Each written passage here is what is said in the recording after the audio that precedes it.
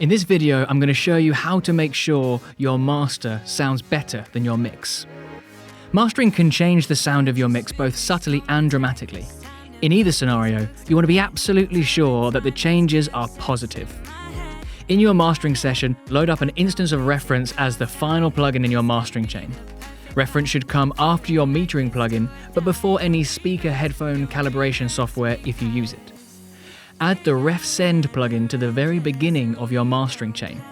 This will send the unmastered signal into Reference and will show up as Reference Send in the track tabs.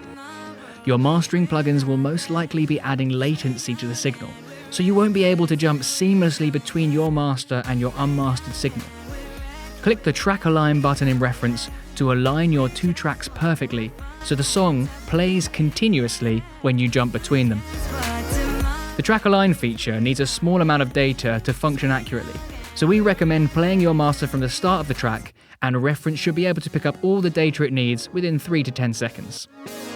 The final step is to click the Level Match button to balance the unmastered audio, Reference Send, to the audio after it's passed through the mastering chain, Original, so they have the same perceived loudness. Your master will most likely be a lot louder than your mix.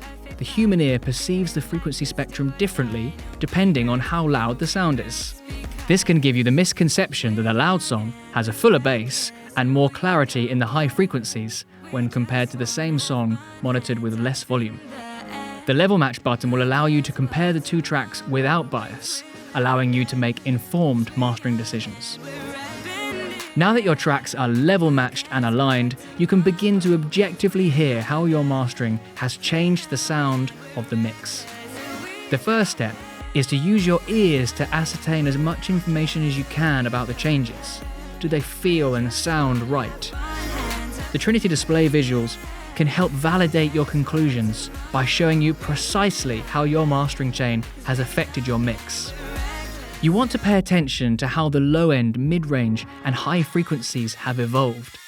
The tonal balance of your master can be changed and shaped by EQs, compressors, saturators, and other plugins that you'll find in your chain, so you want to be sure the changes have been positive. Trying to get your mix or master to match a classic peak frequency spectrum of a reference track simply won't work. This is because there are so many variables that affect how a track sounds, such as instruments, tuning, performance, samples, and more. The music won't necessarily sound good even if your track and reference look the same on a frequency spectrum. The Trinity display has a unique approach to this. Reference uses a modified version of Luff's calculations to identify how our ears perceive sonic differences between two tracks. The white level line will show you exactly how your EQ balance has changed. If you've boosted or attenuated a range of the frequency spectrum of your master, the level line will rise or fall respectively in that range. If, for example, you're getting a sense that the master is sounding a little harsh, the level line might confirm this by showing that you've boosted the high end by a whopping 7 decibels. If you loved the sound of your mix, then you may decide to reduce the high end. That being said, a 7 decibel boost in the upper mid-range might be exactly what the track needed. If you select your reference tracks and the level line is consistently near the central 0 decibel line, then perhaps the boost was necessary to get a pro-sounding master. You can create a bandpass solo by clicking the Trinity display to zero in on specific frequency range changes. The punch dots show you how your processing has altered the dynamic range of your material. The punch dots will move towards the 0 decibel line if your master is more compressed than your reference. They will move away from the 0 decibel line if your master is punchier than your reference. The more opaque they get, the greater the dynamic difference. Given that compression and limiting is a significant part of mastering, you'll often find that the punch dots move towards the 0 decibel line.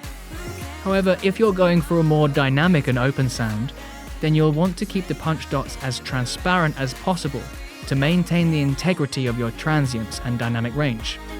The punch dots allow you to immediately see if you've added a lot of compression to a specific frequency range, or even if an EQ adjustment has brought out some of the punchy elements of your mix. The punch dots will enlighten you to aspects of the mix your ears might have missed. The visual is relative to the reference or the reference send signal you've chosen.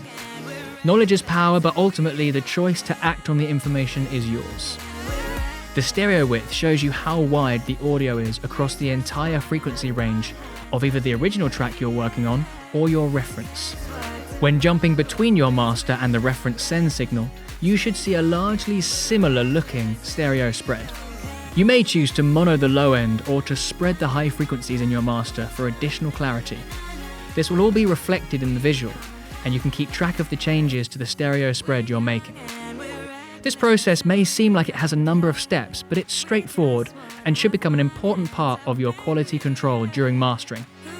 After spending so much time making sure your music sounds great at every step, the last thing you want is to fall at the final hurdle. With reference, you can make sure that doesn't happen.